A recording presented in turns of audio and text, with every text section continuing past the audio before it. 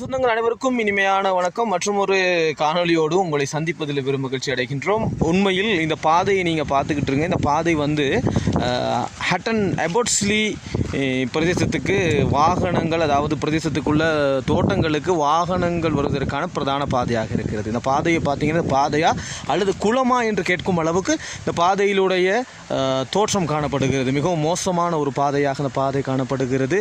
உண்மையில் பல காலமாக இந்த பாதை சீரமைக்கப்படாமல் மற்றும் இந்த பாதை தொடர்பாக எந்த விதமான கவனமும் இல்லாது, எந்த விதமான கவனிப்பாரும் இல்லாது காணப்படக்கூடிய இந்த பாதை வந்து இப்பொழுது மழைக்காலங்களிலே இப்போ வாகனங்களோ அல்லது பாதசாரிகளோ செல்வதற்கு உகந்த பாதையாக இல்லாத ஒரு பாதையாக காணப்படுகிறது.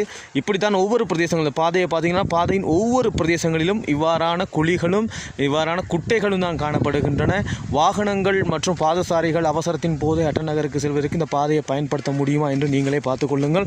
அது மாத்திரமல்ல, இந்த பாதையில் இருக்கக்கூடிய சேறு மற்றும் சகதித்தன்மை காரணமாக இந்த பாதை தொடர்ச்சியாக ஒரு மோசமான ஒரு பாதையாகவே மாறி வந்து கொண்டிருக்கிறது. பாடசாலை மாணவர்கள் மற்றும் வைத்தியசாலைக்கு செல்பவர்கள் யாருக்கும் இந்த பாதையினால் ஒரு விதமான பிரயோசனமும் இல்லாது காணப்படுவது மிகவும் மனதுக்கு வருத்தக்கூடிய ஒரு விடயமாக காணப்படுகிறது.